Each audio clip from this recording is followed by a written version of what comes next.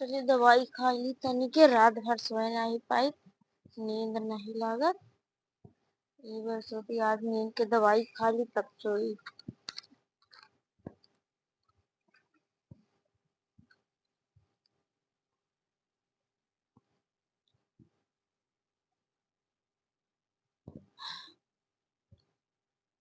आवाज आती सोई ले रही।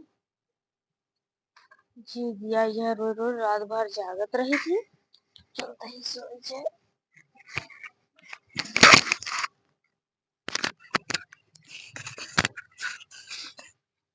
अम्मा, हे अम्मा, हे, अरे राम रे इतनी बड़ी खुशखबरी, मना कहा था नाचे लगी मम्मा निकली गई। अब बहुत बड़ी खुशखबरी का मना कहा था ना, सेवा पाल लड्डू बांटी भली मरी गई। बहुत हमका परेशान करे रही है।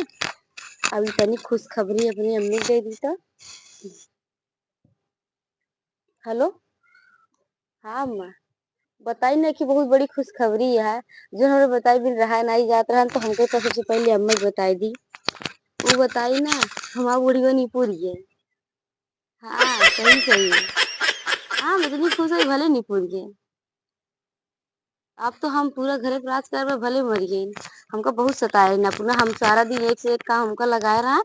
अपना का करा खटिया पे चढ़ के हुक्म डलाए बस बैठ के भले मर गई। ठीक है, चला अम्मा ठीक है, रखा तो ही अब का बोलते और जने लगे फोन कर दी ना खुशखबरी और के हुक दे दी।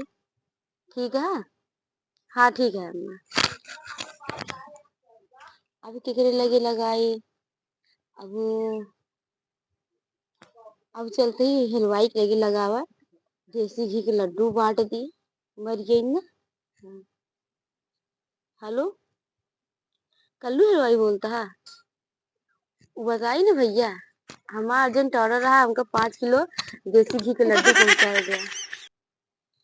हाँ ठीक है, जल्दी पहुंचा दे। ठीक है, हाँ अरे कुछ पड़े तब तब मंगाऊ बे।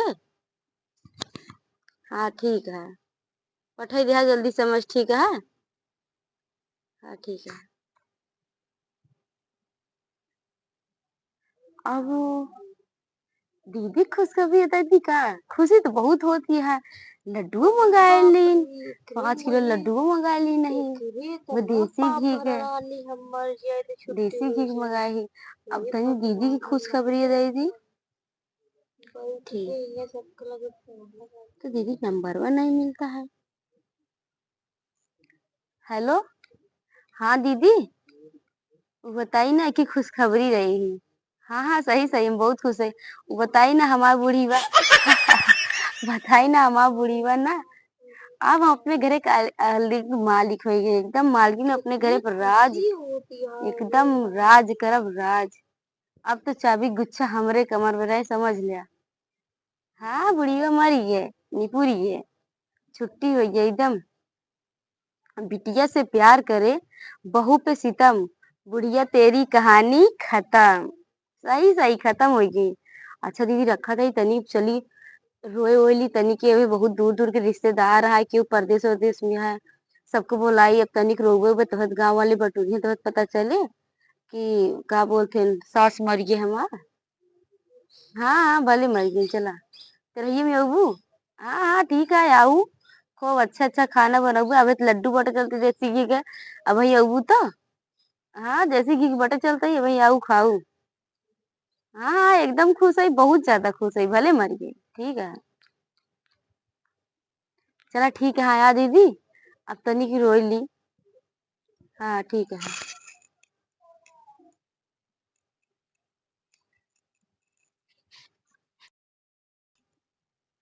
हाय मेरी सासू माँ, अरे भूत भूत भूत भूत।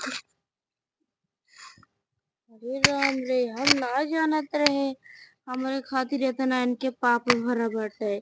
जो अपने अम्मी से बतलात रहे नी, तो हम सब सुनत रहे हैं न कहे।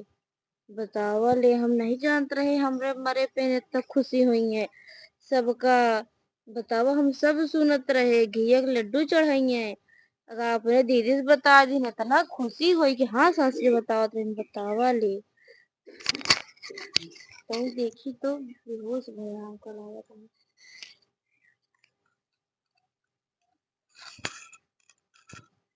अच्छा।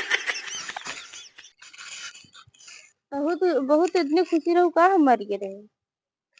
अरे हमका लागे तो तू हमका इतना परेशान करत रहो तो और का करी।